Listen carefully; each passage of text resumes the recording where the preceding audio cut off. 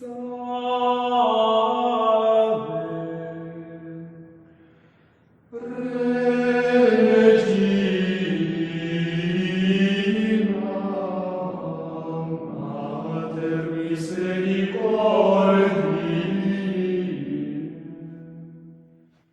nome do Pai, do Filho e do Espírito Santo.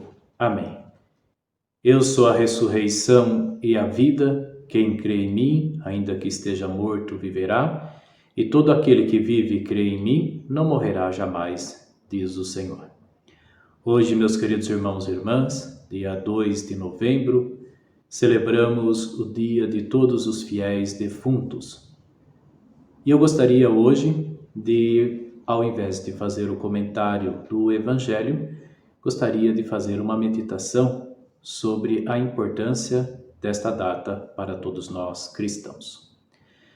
Lembrando que o dia de finados, ele foi estabelecido pelo Papa Bento XV durante a Primeira Guerra Mundial, no mosteiro beneditino de Cluny, e concedeu a faculdade para que os padres rezassem 3 missas neste dia para os fiéis defuntos. Então, a partir desta data, dia 2 de novembro, nós colocamos como data litúrgica a data que celebramos e nos lembramos de todos os nossos irmãos e irmãs que já nos antecederam no reino dos céus. Nos ritos fúnebres para seus filhos, celebra a Igreja com fé o mistério pascal, na firme esperança de que os que se tornaram pelo batismo membros de Cristo, morto e ressuscitado, passem com ele através da morte à vida. É necessário, porém, que sua alma seja purificada antes de ser recebida no céu com os santos e os seus eleitos. Enquanto o corpo espera a bem-aventurada esperança da vida de Cristo e a ressurreição dos mortos. Em nossa vida, nunca temos o suficiente. Vivemos voltados para um contínuo amanhã, do qual esperamos sempre mais. Mais amor, mais felicidade, mais bem-estar. Vivemos impelidos pela esperança, mas no fundo dessa nossa dinâmica de vida e esperança se oculta sempre à espreita o pensamento da morte. Um pensamento ao qual não nos habituamos e que queríamos expulsar. No entanto, a morte é a companheira de toda a nossa existência. Despedidas e doenças, dores e desilusões, são delas sinais a nos advertir. A morte permanece para o homem um mistério profundo, mistério cercado de respeito também pelos que não creem. Ser cristão muda alguma coisa no modo de considerar e enfrentar a morte? Qual a atitude do cristão diante da pergunta sobre o sentido último da existência humana, que a morte nos põe continuamente? A resposta se encontra na profundeza da nossa fé. Para o cristão, a morte não é o resultado de uma luta trágica, que se deva afrontar com frieza e cinismo. A morte do cristão segue as pegadas da morte de Cristo, um cálice amargo, porque fruto do pecado, a beber até o fim, porque é a vontade do Pai, que nos espera de braços abertos do outro lado do limiar, morte que é a vitória com aparência de derrota, morte que é essencialmente não morte, vida, glória, ressurreição. Não se dará tudo isso precisamente? Não podemos saber. Não cabe ao homem medir a imensidade do dom e das promessas de Deus.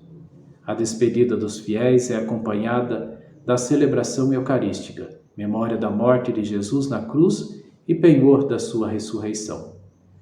O prefácio tem um tom de humana suavidade e divina certeza. Nele refugie para nós a esperança da feliz ressurreição. E aos que com a certeza da morte entristece, a promessa da imortalidade consola. Ó Pai, para os que creem em vós, a vida não é tirada, mas transformada.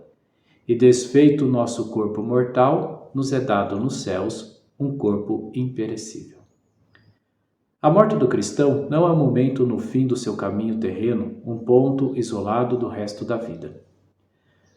A vida terrena é a preparação à do céu. Nela estamos com criancinhas no seio materno. Nossa vida na terra é um período de formação, de luta, de primeiras opções.